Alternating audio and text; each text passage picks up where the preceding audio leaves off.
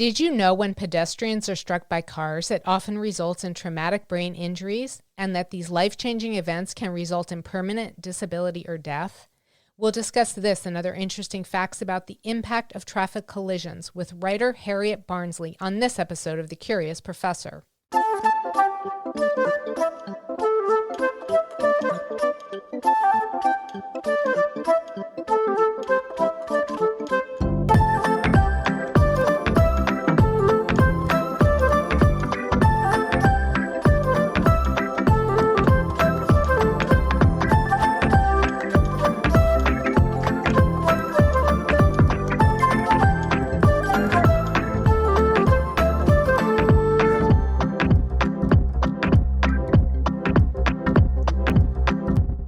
Hi everyone, I'm Dr. B. Welcome to the Curious Professor podcast, where I take listeners on a journey of discovery to explore the people, places, artifacts, and natural wonders that spark my curiosity. On this episode of the Curious Professor podcast, we'll talk about the traffic collision that changed her life with writer Harriet Barnsley. But first, a trivia question.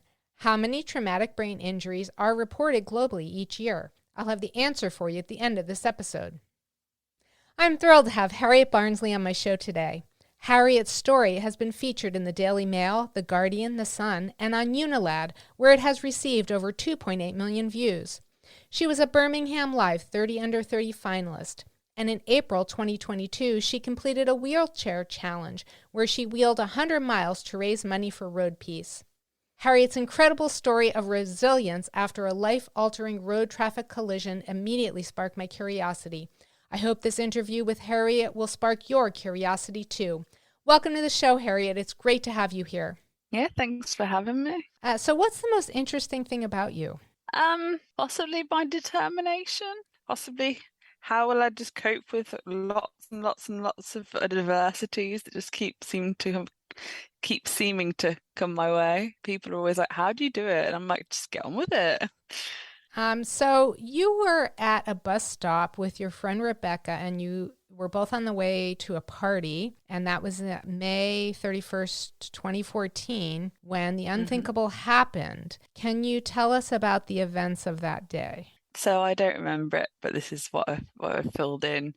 I'd just finished university the day before, so I was 21 years old, as was Rebecca, and we were friends from the age of 5 to she was my closest friend from the age of 5 to 21, and came home to go to a party. It was a hen party, like someone went a bridal shower thing.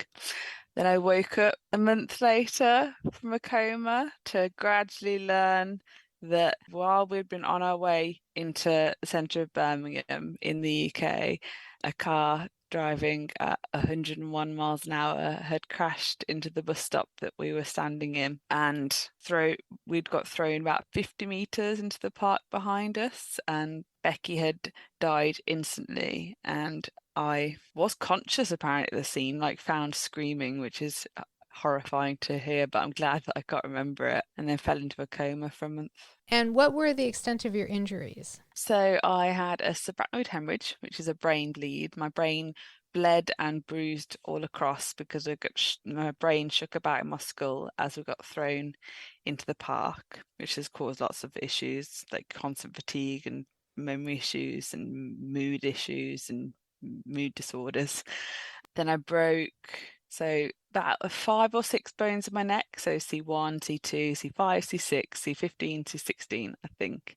C1's one, if you break it, you can get paralysed or get killed. So the fact that I'm neither paralysed or my foot's and that I'm neither fully paralysed nor killed was insane, especially surviving at speed. Broke my left humerus, so the top bone in my right arm and my left arm. I broke my right wrist, which required 3 surgeries, and they said that I'd never be able to move my hand properly or ask for change again. I mean, thankfully I can, after a very intense physio. Broke my collarbone, broke my sacrum, which is your tailbone, shattered my right pelvis. My hip was completely shattered, and extra bone grew in the place of the muscle because my body was trying to heal and throwing out bone. It's called heterotrophic ossification, HO for short, an unusual phenomenon, but that did happen to me while I was recovering. Broke my entire left leg. So I broke my femur, top part of the bone, and then my tib fib, bottom part of my knee, my bottom part of my leg, and severed my sciatic nerve in my left side, so I can't move or feel my left foot. I think that's everything. And how would you say that your life was impacted by this road traffic collision and the extent of the serious injuries that you had? Completely changed, completely thrown off course. It was the worst thing that's ever happened to me. Well, it then led to me developing mental health issues, which was the worst thing I've ever mentally experienced. So physically and mentally, I've had a lot of things to recover from. It was the day after I finished my degree, so at 21, I was just about to start my adult life, really. Like everyone was going on to get full-time jobs, and I was there the day after I finished, like, well, not unconscious. So like I was in recovery, watching all my friends kind of get full-time jobs, and knowing and just wanting to kind of keep up with that. I liked working. I volunteer now because I can't work, but I just like doing productive things. And I've had to kind of learn how to navigate a world in which I can't work full time ever again. So you are writing, though. Do you feel like that's become a passion for you now? Yeah, I started writing a blog in 2016, so 2 years after, to kind of make sense of it to myself and make sense to all the people around me that had seen my recovery mainly on Facebook. And a lot of people thought I was back to normal, like I could ever get back to normal. No one really, it just frustrated me that no one understood. And then I started writing it, and then I started getting messages from people that said that, like, the different aspects that they connected with, and it helped them heal. So that propelled me to go on, continue writing it, and then I've wrote most of a memoir that I'm going to call Throne, to help me reach more people, because people take a lot of comfort in connecting to other people's struggles and watching someone recover from something that's horrific. Not to like, as in, even though you can't necessarily connect to the whole experience, you can connect to parts of it, and that can help people. So Yeah. I write, like, yeah, to fit around my fatigue. I do little bits here and there. Well, it's an inspirational journey, and I feel like you can inspire a lot of people, particularly people who feel hopeless as a result of being in these types of collisions. Yeah, I always say, like, I have the perfect story, unfortunately, in so that I have all of the physical recovery. I need a wheelchair for long distances, crutches for short, foot splint all the time. Will always have to contend with those things. And then I developed mental health issues 5 years afterwards. And so I developed psychosis and bipolar. And so I have both the physical and mental health things that people can learn from. And also, it's kind of also, unfortunately, an ideal story to tell to raise awareness for road safety, because I have a story in which my friend that was with me got killed and I got made disabled. And so it's like, I'm now feeling this, like 8 years later, I'm now feel okay. I want to talk about road safety because it just needs to get addressed. So I'm building a platform to advocate for that, because I don't know, the statistic, there's things like, so in Britain anyway, so in Britain there's 5 people killed on the road every day in a car in road traffic accidents, and 60 people injured. And like, if they were dying in any other way, that would have had a lot more attention, but people kind of bat it away. Oh, it was an accident, it didn't, people didn't mean to do it. But it's always preventable, so that's why I'm talking about it. Well, in the case of the collision that impacted your life and took the life of your best friend, that was 100% preventable. Is that true? Yeah, so like they say, because people are, oh no, I used to refer to road crashes as accidents, because that's how we understood them. There was an accident where you cut your finger and there's an accident on the road, but that's how we always spoke about it. But all of the accidents, or most of the accidents, including the one that, well, most of the collisions, sorry, I have to correct myself, that happened, including the one that I was in, could have been prevented if, like, they were conscious choices to drink over the limit, to take drugs, and to drive, racing a driver they didn't know for miles down roads that were like that were around people. They were all choices that could have that someone had the power to say, no, I don't know, I'll be sensible. They didn't. They chose not to be. That makes sense. Yeah, absolutely. Yeah. And it's a cautionary tale for those of us who do drive, that we really need to be very cognizant of the fact that we have a vehicle that we're in control of, and it can do bodily harm or kill people if we're not careful with the things we're doing. I can't tell you the number of times that I look over and see someone looking at their phone or texting or playing with their phone or doing whatever the things they're doing on their phone. And that distracted driving is just one of the many things, as you said, that can be fatal. The more I drive, and because I learned to drive afterwards, so the more I see all this bad driving, and I now can no longer ignore it. I'm always conscious when I get in my car that I'm literally driving a killing machine, that you could turn and you could if in a freak moment, if you feel like it, or if you're not paying attention, you can just turn or speed or just not pay attention and just kill people. That it's just I find it bizarre that we can drive these things. I don't know. And also, like, with such little monitoring, like, you do your test, you pass it, you meet the standards, and you get your license, and then you're just left to drive. I just find it, like, bizarre. It's a system that isn't as well regulated that maybe it should or could be. Yeah. Yeah, so that's my hope in talking about it and sharing my stories, is to inspire people to cope with whatever life throws at you, because you can cope with it. And that's what I want to, rather than saying, like, no bad things will ever happen, I want people to be like, they can handle. I'm always excited when little challenges come up, because I'm like, we're all going to learn from this, and it's like, they're necessary in life. So I want to kind of share that, but also share I don't know how to get through to people that drive dangerously, with the egos, where they speed and they play with things and they just don't pay attention, or they get behind the wheel of a car drunk. I don't know. I struggle with it. So I'll go out and I'll be talking. There'll be, say, in the pub, there'll be someone that'll just gloat about drinking and driving, and if I ever dare challenge them in that alcohol setting, I'll look the bad person and I'll get made to feel bad. So I find it really, so that's why I'm doing talks about it to try and channel it in a place where people will listen, rather than people just be like, nope, I'm fine. Be in a place where your message will have the greatest impact. Yeah. I wanted to go back to the experience that you had. I was reading an article where you stated that you experienced a psychosis nightmare in which you believed you were evil, that you had died in the collision, and that you were in hell. Can you tell us more about that experience? Yeah, so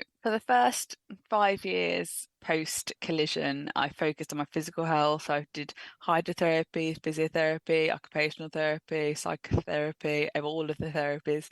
I've been having surgeries. I had lots of surgeries in my coma, and then been having surgeries since, and I'm still having ongoing surgeries. I'm on about 65 hours, so that took, like, the focus for the first few years was just to be able to get up and be able to walk a few steps. Everything was so draining. And then when I kind of reached I kind of got to my new level of normal in terms of how much I could physically do. I then found that I like subconsciously or like psychologically, like, started to process what had actually happened, and got, like, really, like, low. But I didn't understand that it was bipolar at this time. I just thought it was in reaction to what had happened, and it was my new normal, and no one had experienced it. So I got really low, and then stopped sleeping, and then, well, I wasn't sleeping anyway, but, like, and then, like, found that when I stopped sleeping, my mood would lift in the morning. Like, I would, if I'd stay awake all night, and then if I went back to sleep, I'd lose the mood. It was a bit of a weird one. And then I was so low and got so detached from reality, because I was sleeping about 20 minutes a night for a long time. not by choice. Like my body, I would wake up and just I wouldn't be able to get back to sleep. And then a nurse had said to me when I was first working in hospital, like, what if none of this is real and it's all in your head? And like, people plant seeds, shouldn't mean anything by it. It was a light-hearted comment. But then like 5 years later, I was like, all I could see was the pain in the world. All I could feel was pain and misery. Or not misery. I was just flat and dead. I just didn't see the point, didn't see what, I just lost, the will to live, and kind of then realized, I was like, oh, but I must be dead because all I can see is pain, misery, and like, no one survives what I survived. No one survives it at all. You get hit by a car at 40 miles an hour and there's a 90% chance you'll die. I got hit by a car at over 100 miles an hour and didn't die. But so I've just said that over and over and over again and was like, I must be dead. Like I must be. And then I was driving down the motorway and I ran out of petrol and got picked up by the police and taken to a police cell, like while they were looking for a hospital bed for me, because they then established that I was really mentally unwell. And in that time I like closed my eyes and just like got tortured in my brain with all my thoughts. I just lived in my own version of hell. Like I just got convinced that I was living in hell, and escaping that and actually getting put into a mental facility or mental hospital and getting given the medication that I needed and the psychological support I needed, and then being able to breathe and realize that was just a nightmare, that wasn't real, has been the most freeing thing that could possibly happen to me, because I could finally grieve what had happened, and I'd escaped the worst mental thing I'd ever experienced. And I'm just like rejoicing that I'm not actually living in hell, because it was so, so vivid and visual. So what would you say to people who are experiencing mental health issues to the extent that you did? What would you say to help them or encourage them? A few different things. Okay, so like when I got given the diagnosis of psychosis, I went away and I researched it, and I learned so much that made everything kind of fall into place and make sense. Like there are lots of discrepancies, but there are lots of similarities between lots and lots of different people's mental health struggles, and I took such comfort, and it gave me my power back, being able to kind of understand what was happening in my head a bit more. And then I got given the diagnosis of bipolar, and I didn't accept it at the time, and like said, how can someone that doesn't really know me, a medical person, just look at me and know what I've got? Like, but I found that, but then I've recognized now that I do have it, and I've read books about that, and it's meant, I don't know, the main thing I'd say is just accept what you're feeling, because fighting against it is just gonna make you worse. If anything, I just accept it for what it is, and then empower yourself by researching it if you can, and then just like do what works for you. Like I've had several years now with these diagnoses that I've worked out how to prevent myself from getting ill again, and watch whenever my mood's dropping. I like stop I drop all my responsibilities and I focus on me, because it's got to be important, otherwise I'll get ill again. And just a big array of things. So how would you say that the collision impacted your relationships with your loved ones? It made me kind of feel like I had to fight my journey on my own. It made me feel like my struggles, as with everyone's struggles, felt so unique to me, and that no one could really fully relate to it, because everyone's got their own. And I was like, for my specific set of struggles, no one can really help with. So I had to it made me kind of make myself deal with it on my own and try not to rely on other people too much. I don't know. Whenever I do get ill from it now, I'm forced to rely on people, and I'm forced to rely on the hospital that support me, and that's quite like, it's quite a good thing that I've been forced to surrender and actually let people look after me when I'm ill, because I just keep trying to do it myself. What was the question? Sorry. Oh, your relationships with your loved ones, how are they impacted by the collision? But I would say it irons out who's actually got the time to support me and who doesn't really want to have to take on, not that like it's a big burden, but it's a big story, it's a big load of pain, it's ongoing struggle with the physical recovery and the mental recovery, and it quickly makes me realize who actually like has my back, and And you don't need like loads and loads of different people all over the world or all over wherever to lean on. You just need a few stable, good ones that have got your back, and that know that when you're having a bad time, not to hold it against you.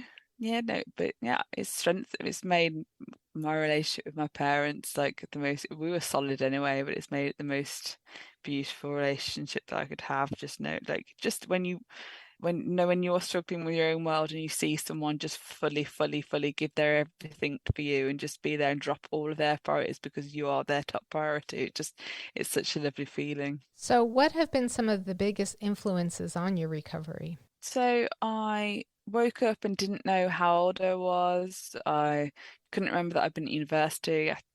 So a nurse asked me how old I was, and I said that I answered 17 at a guess, and I wasn't 17. And then I didn't really know what had happened. Hadn't learned about the crash. I hadn't learned about my friend Rebecca.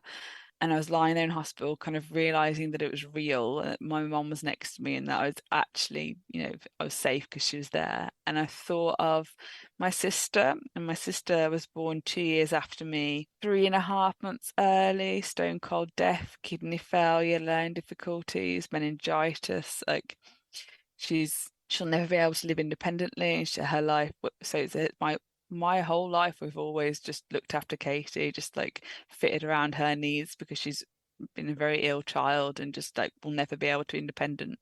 So I was lying there in hospital, and I was like, well, no matter what on earth has happened to me, I know that I'll be able to have more of a life than she will, because I can tell that I've got the brain power to get back to some sort of normal. And that, I was like, well, it would be insulting to Katie not to try, and that propelled me to do it. And then I learned about my friend, and I learned that she died, and I was like, that kind of, rather than getting survivor's guilt, I was just like, well, I've got to live for both of us. That would be insulting to her memory not to try. Like, so that propelled me. And then just keeping on doing that. And then my dad was really motivated his whole life, and a really good businessman, really exercises loads, reads loads. And so I feel like I just like took bits of everyone's strengths and kind of was like, well, I'm gonna use these to help me, because they help other people. Just, you can learn from other people's successes, from what works for them. So I just work really hard and exercise a lot and rest when I need to, but I just keep going, because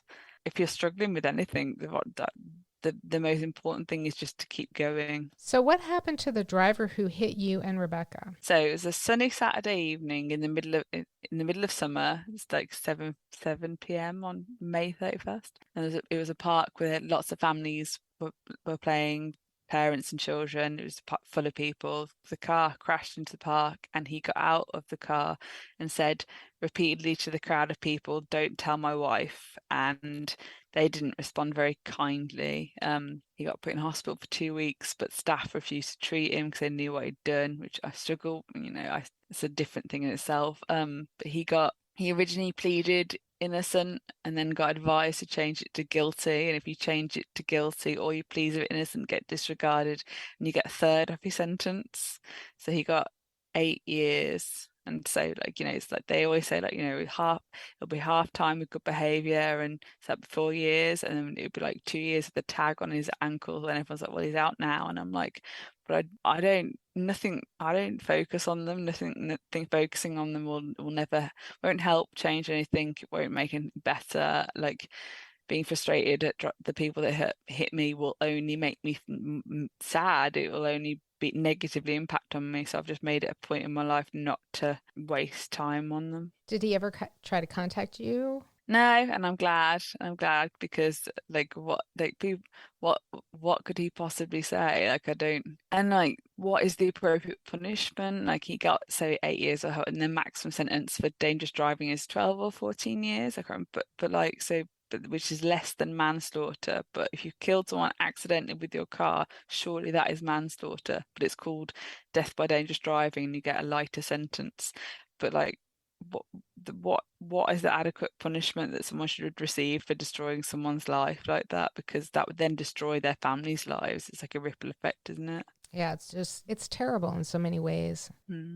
I just couldn't comprehend. When I first woke up, I thought I must have done it to myself. I thought I must have got drunk and ran into the road or something, because I couldn't comprehend someone else having the right to violate my body and life like that. I just can't. I just like, I met an lady that interviewed me for the TV like a while ago, and she told me a story about how when she'd finished university, she was in a bar, completely unprovoked. This man, like from out of nowhere, just like glassed her on the back of the head, and like again gave her brain damage, and just like for no reason. And it's just, I think the thing to, I don't know how people can do these things. I don't know how, but I think the thing to generally take is that you can't predict when something's going to happen, but you should still live your life like to the full, in case something, not even in case, that you should live it anyway. It's a beautiful thing to be alive and to have an able body. And it's just, these stories like mine and hers, like kind of just give the message that, like just make the most of it. Yeah, appreciate the time that you have and what you have, and live life to the fullest each and every day. Yeah, the simple messages, but they're always the truest, isn't it? It's not. There's a reason why they get repeated so much, but I think they get repeated so much that people kind of don't really always take them on board. But I don't know. I don't think. I think it's. I think. I don't think it's. No, I think it's good to not really rush through life and kind of like make sure there's time to like assess your values, assess how things are going, and like make sure you're okay in a good place. Whereas a lot of people kind of just seem to fall in the wagon of working all the time and then just feeling too tired and not really doing anything. And it's like a lot of like people, a lot of issues kind of get missed off or just swept under the carpet. But people need to just like spend a bit of time thinking by themselves, I think. What are your plans for the future? Continue how I'm going now. So I'm doing three different volunteer roles that I find really fulfilling, that I just want to help people. I play wheelchair tennis. I mean, I'm not going to go into the Paralympics with it, but it's really fun to do. I'm writing a memoir to hopefully help and reach more people. I'm trained to be a counsellor to hopefully help and reach more people. I did just finish a public speaking course to hopefully help and reach more people.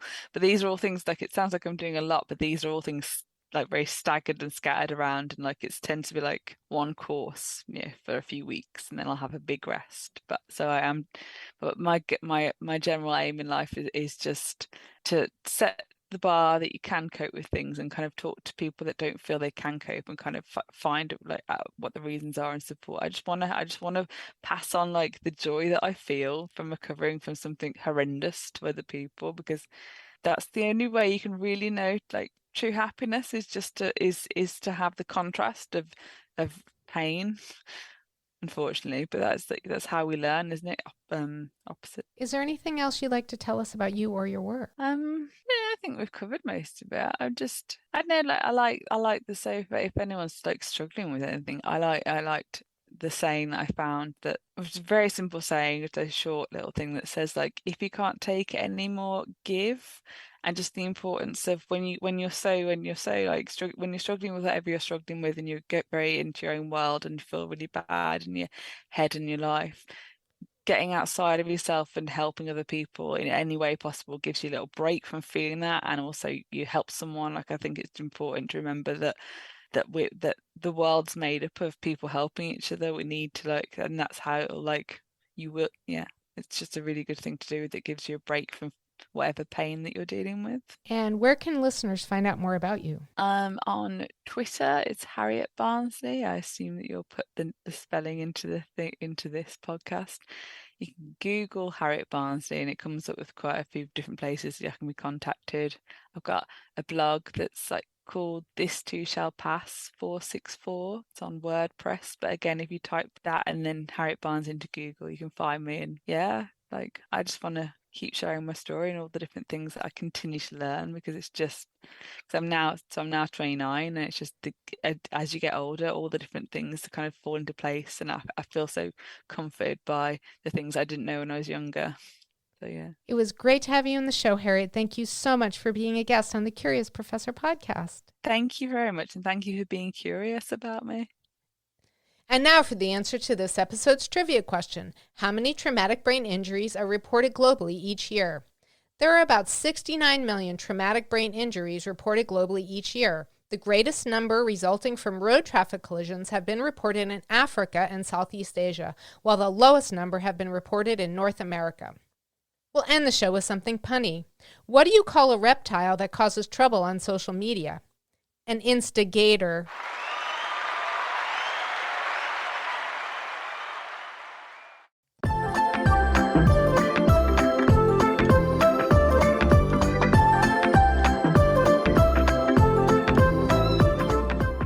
Thank you for joining me for this episode of the Curious Professor podcast.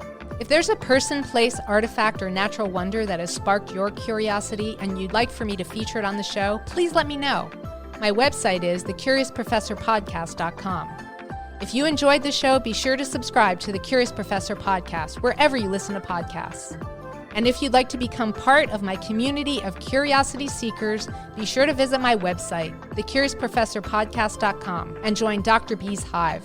Until next time, always be learning and be curious with Dr. B.